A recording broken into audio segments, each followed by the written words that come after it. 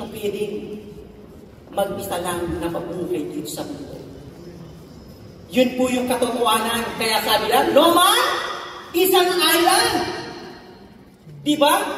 Tayo na makitayo no, sa Pilipinas, alam natin po sigurong kanta nito.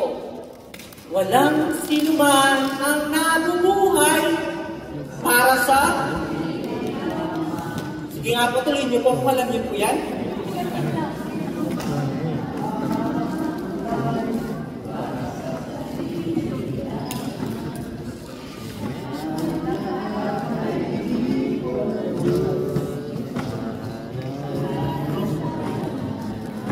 Sige, stop na po.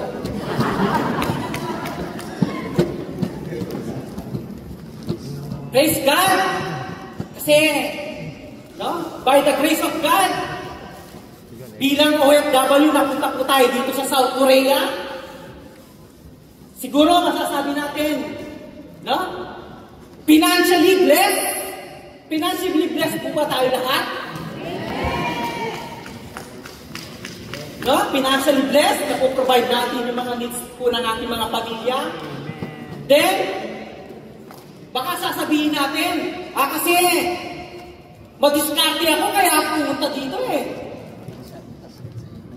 Kasi matalino ako, nakapasa nga ako sa exam.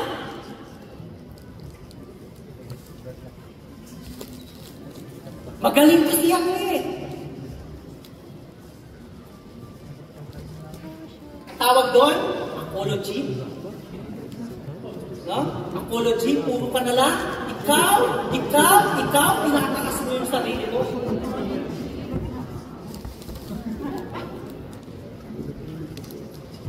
Tandaan po natin, no? We all need God! We all need Jesus. Amen? Sabi sa kanyang salita, I am the way. Walang ibang way po. Walang ibang way. Hindi religion. I am the truth. And I am the life. No one comes to the Father except through Him. Sabi po ng ating Panginoong Jesucristo.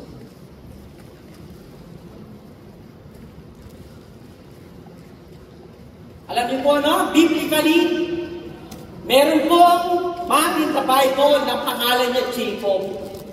Familiar po ba kayo sa kay Jacob? So, alam natin po yan, no? May kakambal siya, si Esau, at yung ama niya, si Isaac, and then yung ina niya, si Rebecca. So, yung Jacob po, means niyan, ang meaning po ng pangalan na yan, heel grabber. Heel grabber. No? Bakit? No? Dahil nung nasa sinapupunan pa po siya ng kanyang ina, so, nagunan po sila na mag-una. So yun, nakakawak siya sa sako ng kanyang kapatid po niya, si Esau, kaya heel grabber po, no? So, nakakalungkot po na si Jacob ay lumaki po siya na manipulative, cheater, dishonest person. He was trickster.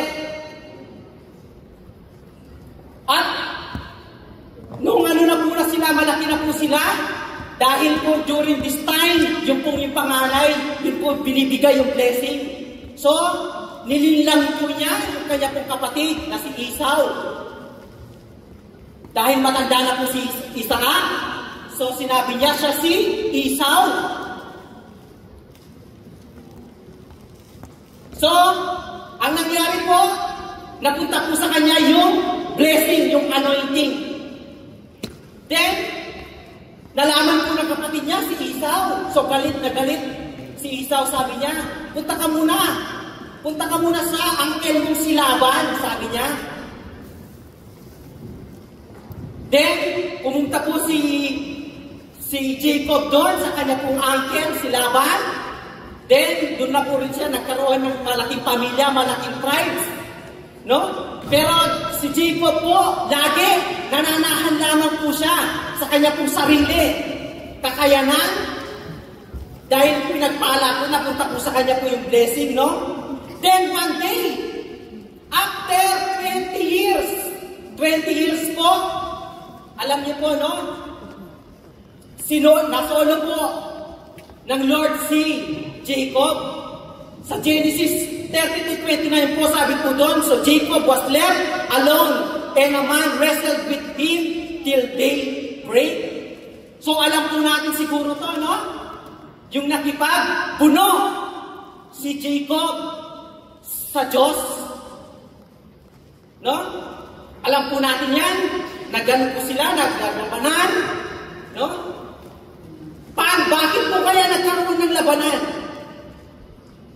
Isipin po natin, bakit kaya nagkaroon? Bakit po silang naglaban? Alam niyo po, no? Habang nagre-wrestling sila, yung parang kala niya, no? Si Jacob, kala niya natatalo niya si God. Yung tinatawag po din sa ibang Bible, angel of the Lord. No? Naglalaban po sila. Kala niya, dahil alam po naman natin siguro na makaka-relate yung mga magulang dyan. Siguro, pag naglalaro po kayo ng yung po mga anak, nagre-wrestling kayo, binibigay niyo po ba yung buong lakas niyo? Hindi, di ba? Nagpapatalo kayo. Kumbaga, kinukuha mo lang kung gaano kalakas yung anak mo, then magpapatalo ka. Alam niyo po yung tinuturo po sa atin dito, no? Nung nalaman niya na, bumagdamag, naglaban po sila. Sino bang makakatalo sa Lord? Wala. Alam po yung ginawa po ng Lord kay Jacob? Hinawakan lang niya. Then, napilay po siya. Napilay po siya. Alam niyo po yung symbol po ng pilay na yon. Na every time, naglalakad siya, pilay siya. No? Naiintindihan niya na hindi siya dapat manahan sa sarili niya. Na minsan, inaalaw ng Lord na mapilay tayo para malaman po natin. Hindi ka lalago sa pananampalataya mo na mag-isa.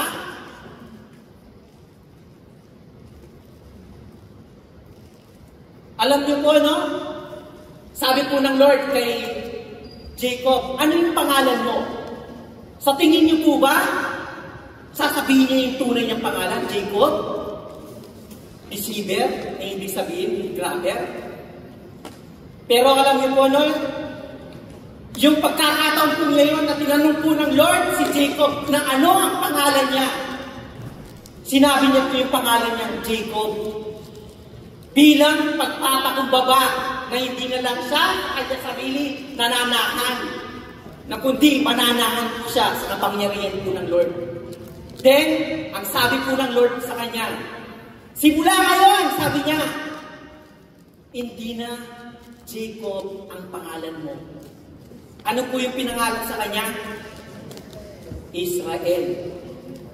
Israel. Kaya po nagkaroon po tayo ng bansang Israel. No? Alam niyo po yung ibig sabihin ng Israel? God rule. God rule. Ang ibig na pinangalan po ng God kay Jacob. Bakit? Sa atin po, nawa, sa bawat isa sa atin. No? The most unity that could ever have is in unity with Jesus.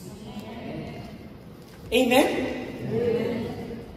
Sabi po sa kanya pong banal na salita, John 15:5, yes, sabi niya, I am the vine, you are the branches. Those who connected in me and I in them will produce much fruit apart from me. Sabi po dyan, tandaan po natin to, no? Apart from the Lord, we can do nothing. Pag wala si Kristo sa buhay mo, wala kang magagawa, kapatid. At yung katotohanan, walang saysay yung buhay mo pag wala si Kristo sa puso mo. Amen? Kaya sabi po, ito naman, pagkasama po natin ng Lord, pagkasama mo si Jesus, sabi po niya sa Philippians 4:13, I can do all these things through Christ who gives me strength. Hindi po si Stephen Curry yung nagsabi nun. No? Hindi. Si Jesus po ang nagsabi nun. Kaya, sa atin po, no? Kung sa sports, may tinatawag nila na GOAT. GOAT? Alam niyo po ba yung ibig sabihin ng GOAT? Greatest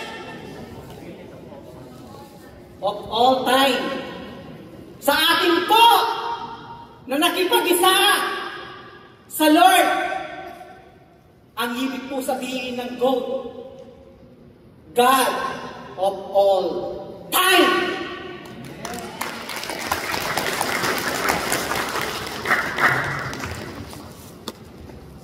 Kaya sa atin po, no, nalaman natin, hindi na pala pwede mag-isa. Parang sa sports lang po yan, mamaya sa basketball. Dapat marunong kang pumasa. No? Hindi lagi yung bola sa'yo. Pagkabigay yung bola sa'yo, diretso.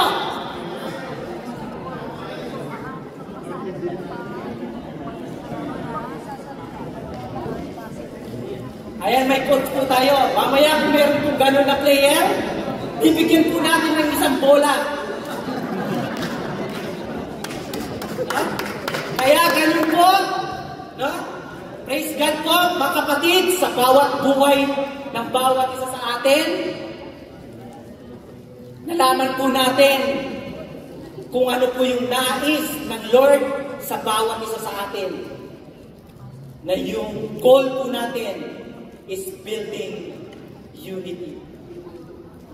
Una, sa ating pong Diyos.